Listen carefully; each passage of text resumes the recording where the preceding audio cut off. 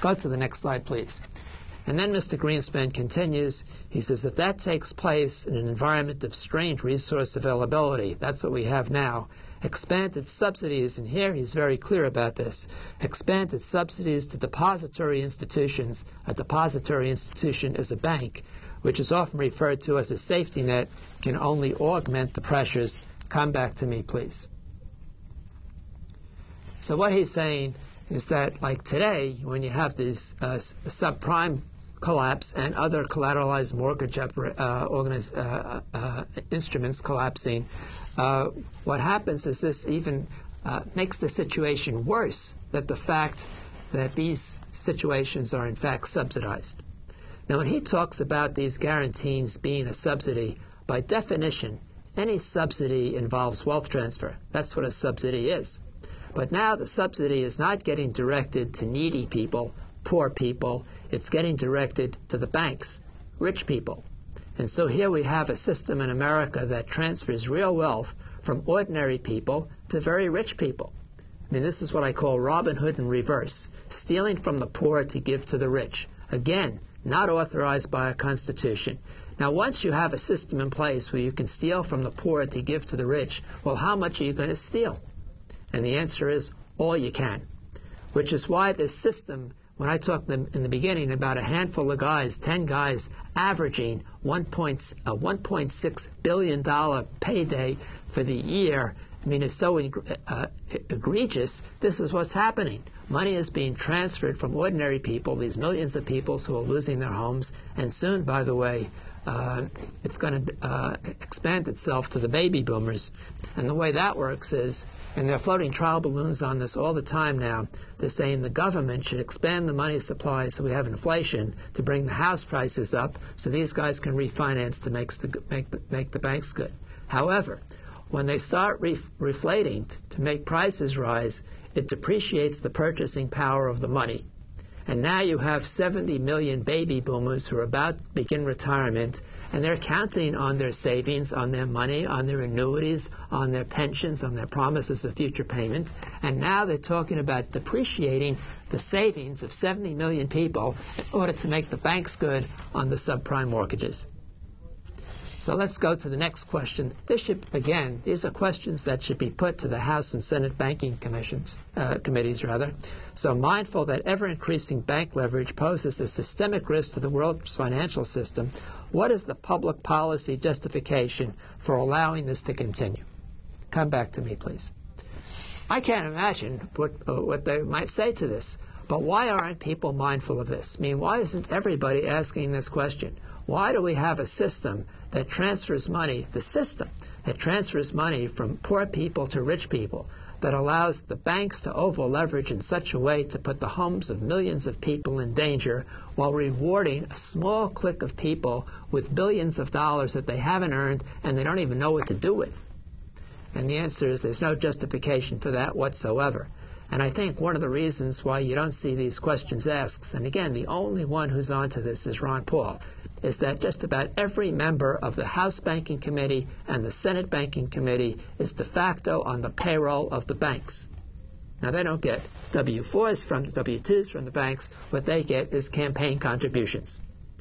And these are really, in effect, bribes in disguise.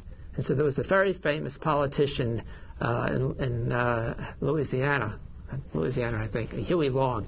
And Huey Long said the difference between a large campaign contribution and a bribe is as thin as a hair. So in effect, what happens is the guys who are on, and by the way, Ron Paul doesn't get 5 cents from the banks. Why? Because he asks these questions. So the people on the House Banking Committee and the Senate Banking Committee, who are their principal contributors? Well, it's the financial sector. And these are the guys who get them to put these kinds of laws in effect that, in effect, cheat every American, cheat every retiree, cheat every disabled veteran, cheat every unionized worker who has a cost of living increase in his union contract. All of our people are being cheated, and again, this is all being done in a quasi-legal way by the Congress, and the Congress, in effect, is in the pay of these people who are bribing them. One of the things that's happened as a result of all these financial manipulations is that the banks have made a whole bunch of off-table bets. They call them off-balance sheet bets. And these off-balance sheet bets are called derivatives. It's just a bet, a wager. If they win the wager, they keep the money. If they lose the wager, then we get called upon to replenish the balance sheets. And one of the mechanisms for replenishing the balance sheets is that the Federal Reserve lowers interest rates. Well, how does the Federal Reserve lower interest rates? Is that kind of switch that they turn? The answer is no. The answer is that they create money out of nothing and they keep buying bonds until the interest rate goes down. And so you see now in your savings accounts at a bank or your checking accounts, you get virtually no interest. But if you borrow money from the bank, say on your credit card, they'll get as much as 8 to 20 some odd % interest. So as the Federal Reserve lowers interest rates, the interest earnings, the net interest earnings of the banks go up. That's how they replenish the balance sheets of the banks without even going to these lender of last resort. Well, just how many of these derivative bets have the banks made? There's an organization, it's based in Switzerland, it's called the Bank for International Settlements. It's sort of like an umbrella group for the banks.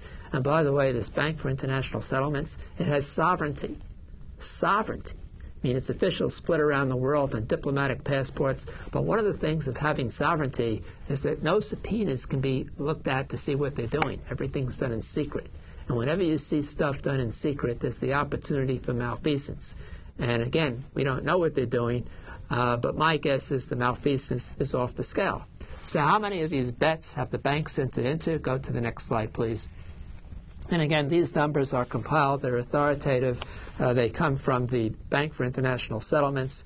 So if you go back to 1990, the total amount of derivative bets was $6 trillion.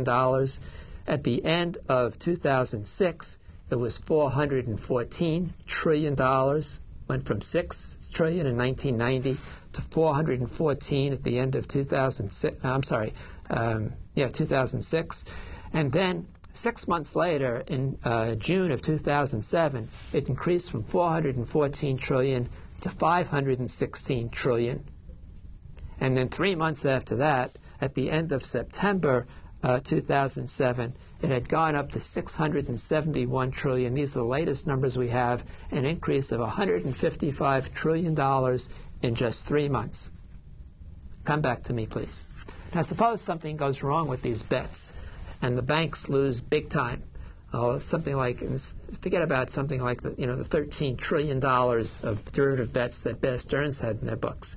They tell us that the net amounts at risk is very small. I don't know what that means, very small. Sometimes you hear numbers bandied about where they tell you that the amount at risk is somewhere between 5 and 10% of the notional amount, which means the amount at risk would be as much as $67 trillion. These banks don't have $67 trillion. They don't even have $6 trillion.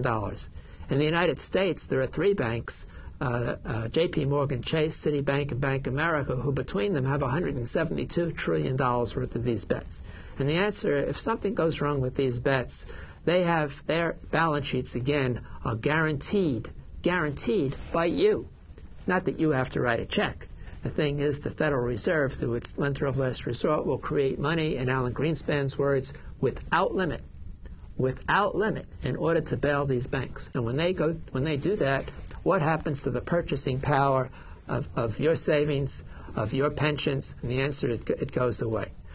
Well, I didn't finish all the material I wanted to finish today, folks, and I'll definitely continue with this a later time. I want to thank you all very much for taking the time to watch the Larry Parks Show.